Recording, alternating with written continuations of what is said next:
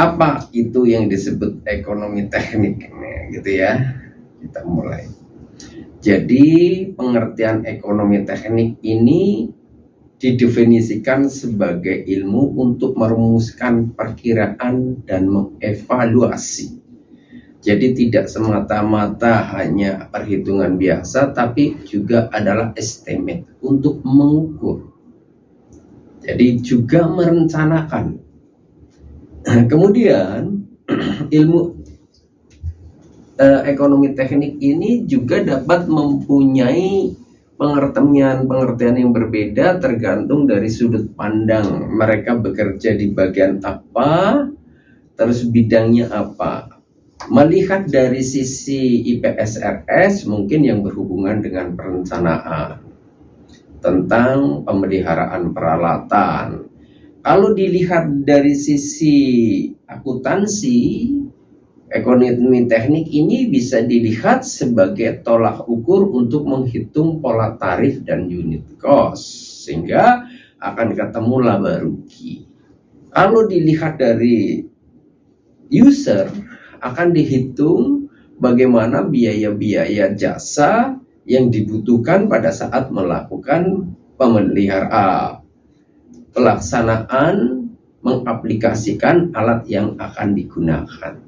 Jadi ekonomi teknik di sini bukan semata-mata untuk orang teknik.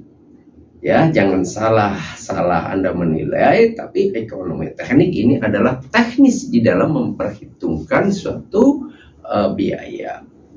Baik, kita lihat ada beberapa pakar ilmu ekonomi, contohnya menyebutkan adalah ilmu pengetahuan yang berorientasi pada perhitungan nilai-nilai ekonomi dalam suatu perencanaan kegiatan teknik.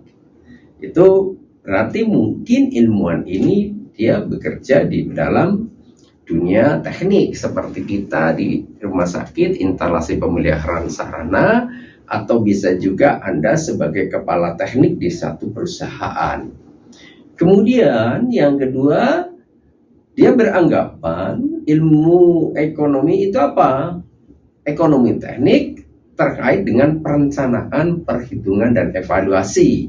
Nah, ini pakar yang kedua bisa jadi beliau adalah bekerja di dalam perencanaan keuangan, bisa jadi sebagai direktur keuangan di suatu perusahaan atau di rumah sakit. Jadi merencanakan, memperhitungkan, dan evaluasi keluaran ekonomi ketika tersedia beberapa alternatif guna mencapai tujuan yang diinginkan. Nah, di sini bisa jadi suatu perencanaan, bagian direktur keuangan ingin membeli suatu produk, membandingkan antara merek satu dengan merek yang lain, jadi ada alternatif mana yang terbaik di antara yang akan diambil tadi. Itu bisa jadi seperti itu. Jadi yang disebut ekonomi teknik, sudut pandangnya adalah Anda di bagian apa sebagai apa. Kemudian ada pakar yang ketiga juga menyatakan ekonomi teknik menggunakan perhitungan matematis tertentu sebagai tools untuk membandingkan alternatif-alternatif ekonomi. Bisa jadi ini adalah bagian perencanaan proyek, digunakan dalam perencanaan proyek, dihitung detail. Anda ingin melakukan pekerjaan teknis, melaksanakan instalasi pesawat ronsen, barangnya dari Amerika dikirim ke Jakarta, terus mau diinstal di Surabaya misalnya begitu, sehingga diperhitungkan transportasinya, waktunya, biaya-biayanya berapa, sumber daya manusianya siapa saja, bagian administrasi, fungsinya untuk proses dari perencanaan sampai administrasi penagihan. Nah, ini yang nomor 3 lebih konkret, jadi lebih luas jangkauannya. Jadi dihitung betul laba ruginya, waktunya, resikonya juga harus diperhitungkan.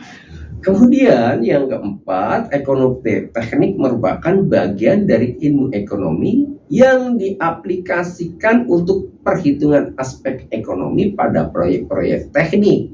Ini mungkin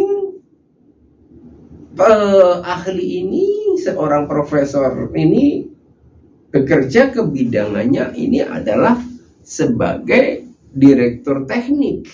Jadi berpikirnya urusan teknik. Proses dari biayanya, waktu yang digunakan, komponennya apa saja, berapa lama komponen beli, harganya berapa, perbaikannya butuh waktu berapa, sehingga ketemu downtime-nya berapa. Nah, itu gambaran seperti itu. Nah, sekarang saya menyimpulkan rangkuman bagaimana ekonomi teknik buat kita, Anda sebagai teknik elektromedik, saya akan sebutkan. Jadi proses ekonomi teknik digunakan untuk apa? Dari proses perencanaan, baik perencanaan pengadaan alat, perencanaan biaya pemeliharaan, itu direncanakan dulu, diestimasi berapa kebutuhan dalam 1 tahun. Kemudian setelah perencanaan, kemudian proses pengadaan, di situ dibutuhkan ada satu nego. Nego dilihat dari 2 sisi, dari sisi teknik rumah sakit, dari sisi teknik penjualannya. Berarti apa? Orang rumah sakit ingin membeli produk itu semurah-murahnya. Tapi harus Anda ketahui, vendor, ya, penyedia barang juga menjual barang ingin mendapatkan laba sebanyak-banyaknya. Nah, disitulah harus disamakan persepsi. Ada satu bargaining. Bagaimana Anda sebagai orang rumah sakit mengetahui tentang bagaimana menawar? Berarti harus punya pedoman. Jadi menawar itu harus punya dasar. Bisa jadi harganya mahal, tapi downtime-nya rendah, sehingga opportunity dan pelayanan tidak hilang. Tapi kalau Anda menawar, misalnya harganya ingin semurah-murahnya, tapi waktu yang diberikan panjang, juga sangat beresiko karena apa? Banyak total loss atau pendapatan yang hilang. Itu harus Anda pahami di situ. Jadi harus dihitung. Yang berhubungan waktu adalah hubungan kesempatan dan pelayanan. Kemudian berikutnya dari sisi vendor, penjual juga akan memperhitungkan.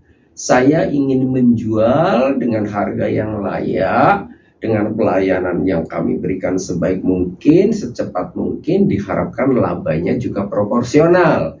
Sehingga apa? Harga yang kami tawarkan mungkin bisa diturunkan dengan harga yang proporsional. Itu yang disebut tawar-menawar atau bargaining.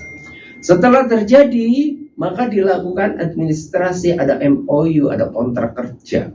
Setelah ada kontrak kerja, apa yang dilakukan? Berapa lama waktu yang dibutuhkan, bagaimana proses pembayarannya, dan nanti juga begitu datang alat menginstalnya berapa lama dan lain sebagainya sampai digunakan pelayanan, uji coba, uji fungsi sampai alat digunakan.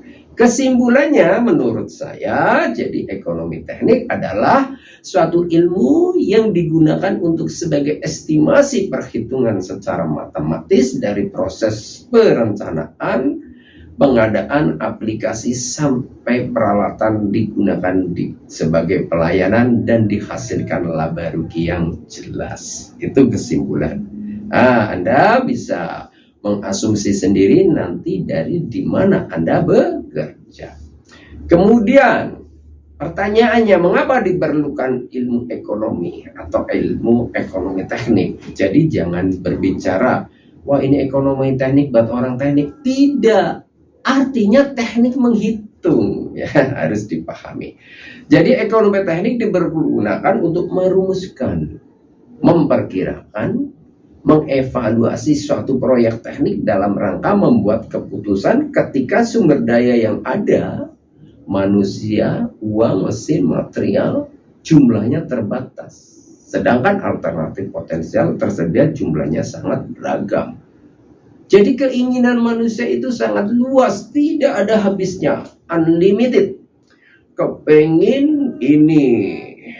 Begitu juga Anda nanti di dalam membuat skripsi, kepenginnya yang bagus, yang keren, totalitas, keinginan pembimbing juga sama. Kamu membuat skripsi, yang bisa dengan teknik kendali, misalnya tidak hanya PID tapi menggunakan sistem digital system, ada menjelaskan bahkan sampai menggunakan sistem artificial intelligence atau Internet of Things yang sangat sempurna. Itu keinginan dari pembimbing.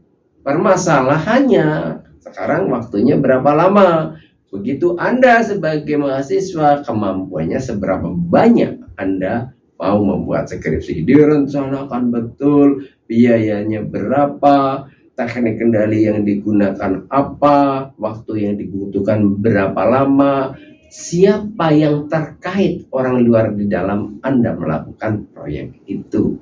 Ya, jadi keinginan manusia itu tidak terbatas, tapi Anda dibatasi oleh kemampuan manusia, kemampuan uang yang dibutuhkan, mesin yang dibutuhkan, serta komponen-komponen atau materialnya yang ada itu sangat dibutuhkan. Jadi Anda harus hati-hati pada saat membuat satu proyek, dihitung semuanya.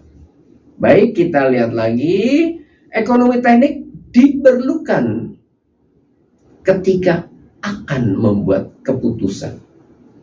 Ya, terkait apa? Membandingkan dari beberapa produk alternatif, membuat keputusan investasi, pengadaan alat baru itu juga dibutuhkan. Bagaimana ini modal butuhnya berapa, akan pulang berapa lama, itu dibutuhkan. Dan mengevaluasi kesempatan finansial. Kemudian dananya itu dari mana? Apakah menggunakan dana pribadi, ya, ataukah menggunakan dana pinjaman,